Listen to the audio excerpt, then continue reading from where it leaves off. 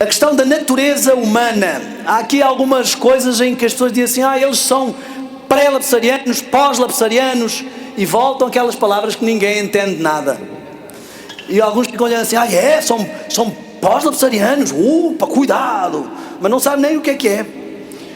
Mas é uma palavra complicada, não é? Então a pessoa já fica, deve ser do ocidente do pior que há, pós-lapsariano, não deve ser brincadeira. Primeira coisa, todos nós temos natureza humana, não sei se vocês sabiam disso, não é? Eu tenho natureza humana, você tem natureza humana, Cristo tem natureza humana, Adão tem natureza humana. Portanto, isso não é o ponto que está em causa aqui. Todo mundo tem natureza humana. Agora, a questão que se coloca é, será que eles então não acreditam que Jesus era humano? Não, esse não é o ponto. 100% divino e 100% humano. Aí você pergunta, isso não dá 200%? É como as pessoas que dizem assim, vocês são politeístas, porque olha, Pai, Filho e Espírito Santo, 3 deuses, 1 mais 1 mais 1 faz 3, e a pessoa esqueceu que é 1 vezes 1 vezes 1, faz 1. Da mesma forma, você não vai somar 100% humano com 100% divino. Nele habitava a plenitude da divindade. Começamos já aqui com algumas diferenças. Em algum de nós habita a plenitude da divindade? Nele habitava corporalmente. Mas como é que é isso? Então Deus cabe num corpo humano? Meu amigo, o Mauro acabou de explicar. Algumas perguntas deixa para o céu, que lá a sua mente já vai entender um pouco mais. A gente não entende nem como é que é um átomo, quer entender como é que é o mistério da encarnação, que os anjos estão passando uma eternidade para entender, e vamos passar uma eternidade para entender. Você quer entender tudo agora? Isso chama-se imediatismo. Então, está claro que o problema não é se ele era humano ou não era humano, e está claro também que o problema não é se ele era 100% Deus e 100% homem. E também quero deixar claro que ele não usou a sua divindade enquanto esteve nesta terra, e eu vou até um pouco mais profundo. Ele não usou nunca em benefício próprio, e na maior parte dos casos em que foi feita uma intervenção divina, Cristo não foi quem fez. Ele deu ordens aos seus anjos e eles executaram os milagres. Quer um exemplo? O servo do centurião. A palavra de Cristo é uma execução, é uma ordem, e os anjos estão ansiosos para obedecer. Não são como nós, que estamos ansiosos para desobedecer. Quando vieram para prender Jesus no Getsemane, você pode ler lá a descrição que o Espírito Profecia faz, os anjos estavam assim ansiosos à espera do momento em que o general deles ia fazer só um sinal ou um movimento e eles iam defendê-lo. E eles ainda apareceram e fizeram a multidão cair e recuar para trás. Quando Jesus estava no Getsemane, os anjos estavam ansiosos para atuar, porque eles amam o seu general e querem obedecer ao máximo. Quando Jesus estava na cruz, os anjos estavam ansiosos para que fosse dada a ordem, já chega, basta. Diz o Espírito Profecia que eles estavam à espera que, como foi interrompido o sacrifício de Abraão, também Deus no último momento interrompesse o sacrifício do filho, e que foi para eles um choque muito grande quando não houve nenhuma interrupção e tudo foi consumado até ao fim por mim e por ti. Temos que parar e pensar mais vezes nestas coisas. Mas imagine você ver o seu filho ali na cruz. Não é só um filho, porque o filho é a conjuntura, como vemos em Hebreu, que surgiu no plano da salvação. Mas a questão aqui é um ser que não conseguimos compreender a sua essência, por isso não vale a pena pô-lo num conceito de pessoa humana, com o qual o Pai estava totalmente conectado. Precisamos chegar a esta conexão com eles, com a divindade também. A questão que está em causa é que tipo de humanidade Cristo tinha. E aí entra o pré e o pós. Algumas pessoas queriam que ele tinha uma humanidade pré-lapsariana. Lapso é uma falha, uma queda. Então que ele tinha a humanidade como Adão tinha antes da queda. outras pessoas creem que ele tinha uma humanidade pós-lapsariana, ou seja, como Adão tinha depois da queda. Eu sempre faço uma pergunta: quantos minutos depois da queda?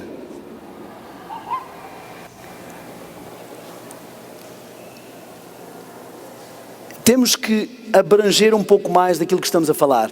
Assim que Adão pecou, perdeu as vestes de luz, porque a dimensão espiritual ficou logo manchada. E a partir dali começou uma degenerescência da raça. Foram diminuindo em tempo, foram diminuindo em quantidade de vida, em energia, ficando menores em tamanho, em tempo de existência. E nós sabemos que Jesus esperou 4.000 anos para vir. Quando tiveram Sete, Adão e Eva pensavam que ele era o Messias.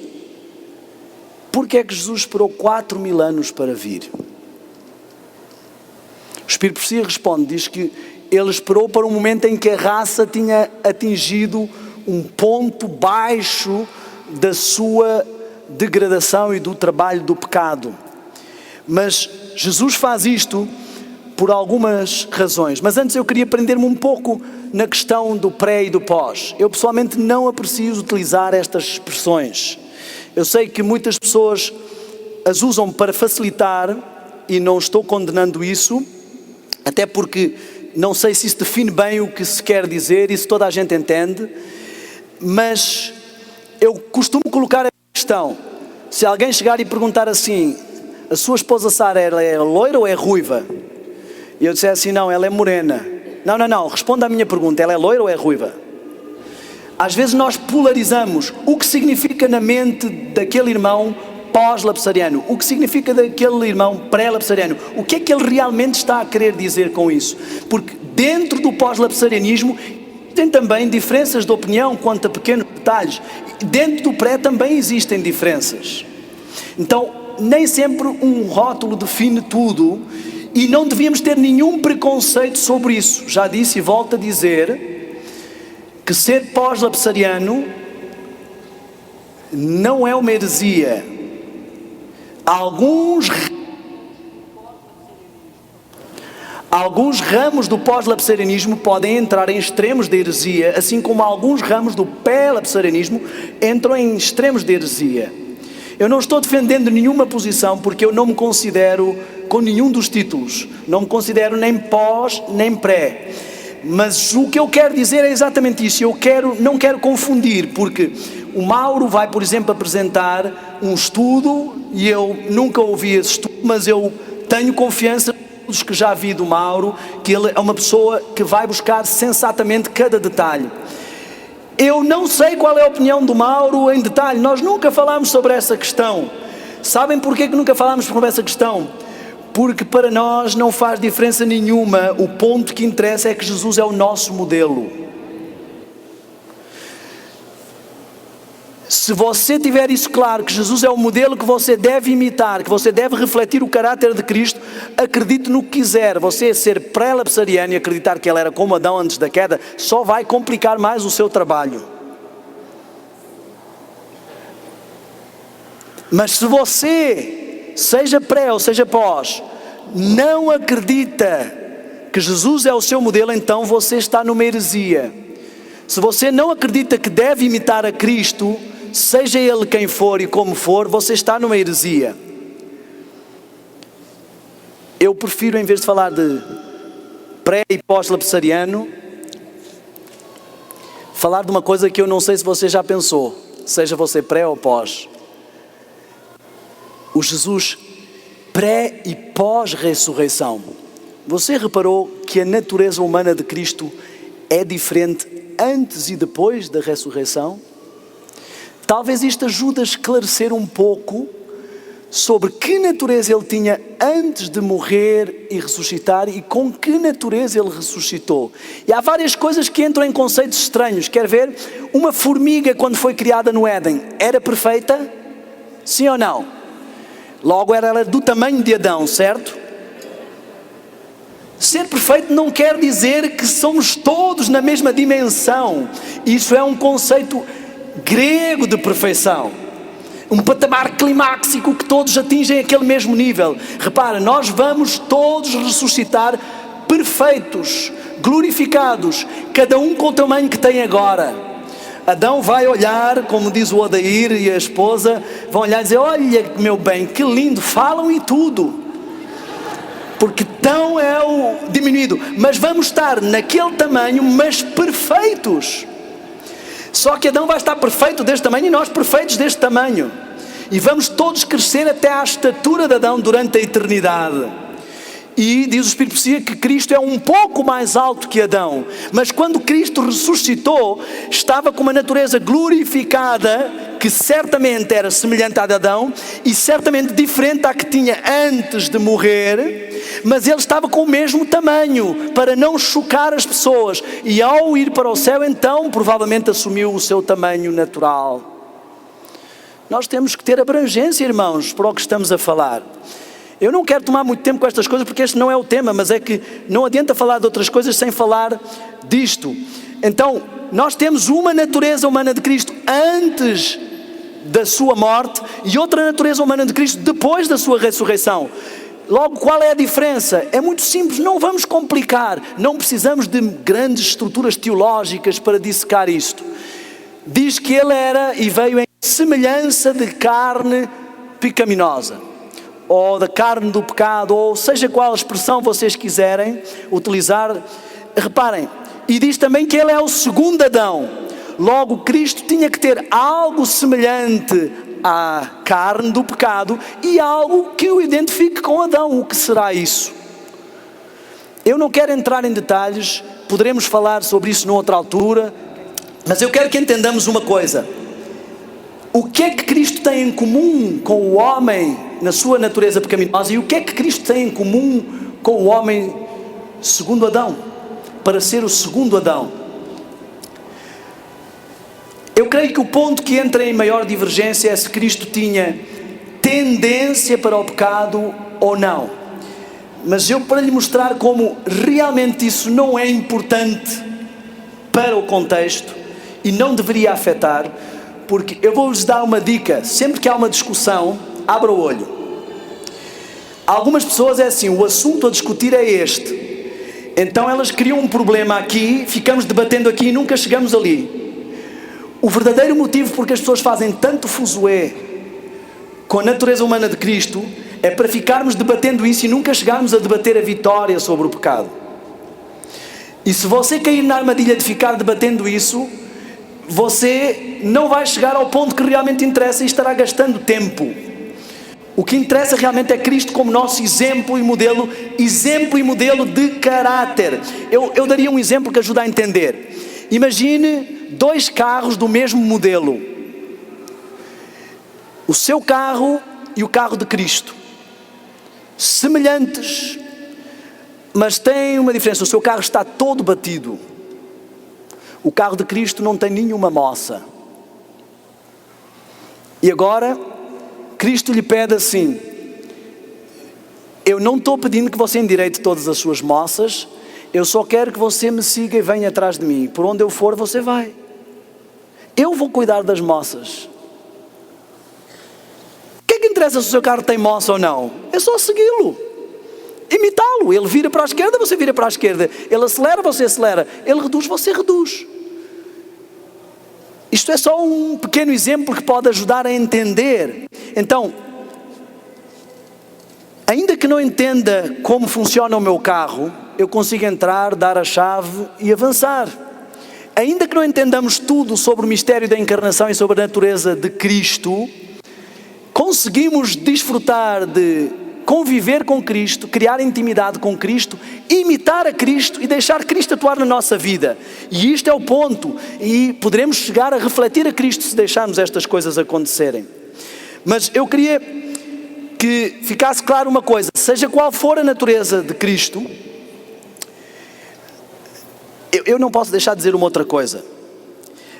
Se você pegar no seu nisto cremos, você vai ficar chocado, porque ao contrário do que a maioria das pessoas que eu me tenha percebido crê no Brasil, mesmo algumas pessoas estudadas teologicamente, o nisto cremos afirma claramente que Cristo não veio com a natureza de Adão antes da queda.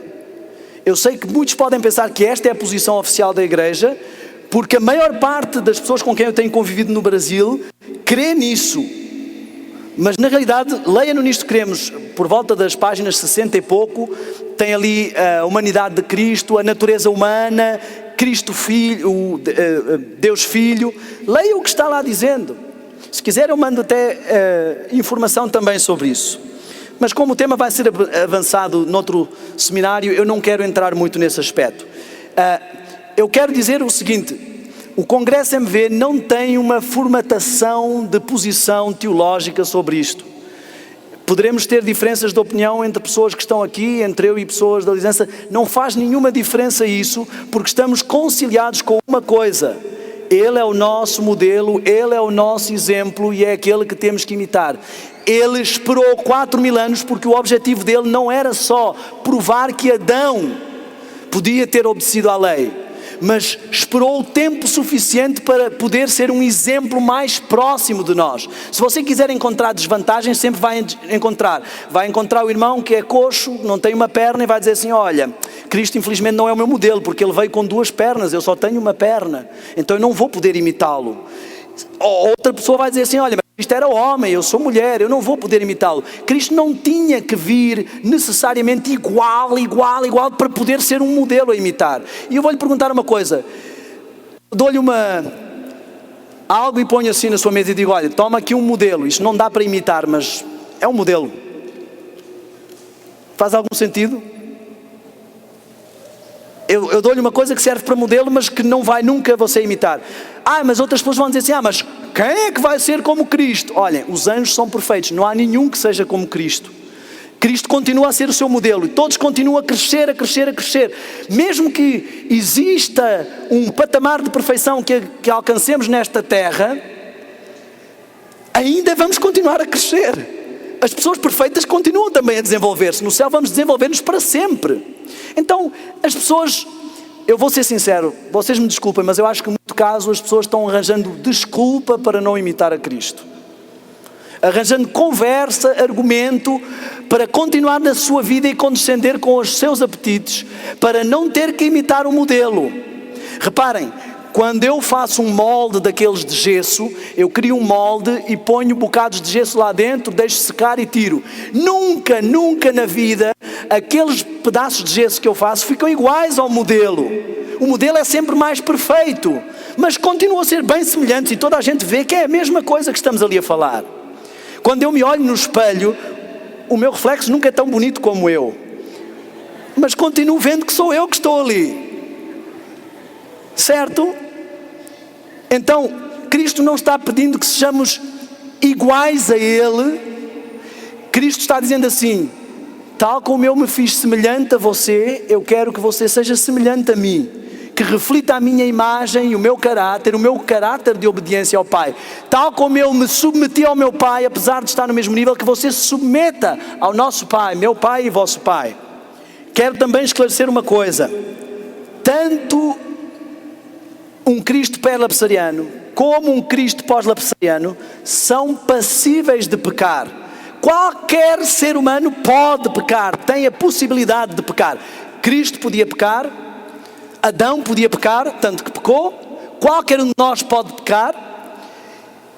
A impecabilidade foi aquilo que declarou o movimento de carne santa. Isso não tem nada a ver com perfeccionismo, no sentido do que as pessoas dizem de ser ou não ser perfeito. A impecabilidade significa que eu atingi um estágio na minha carne, diziam eles, que eu não, ainda que eu quisesse, eu não posso mais pecar.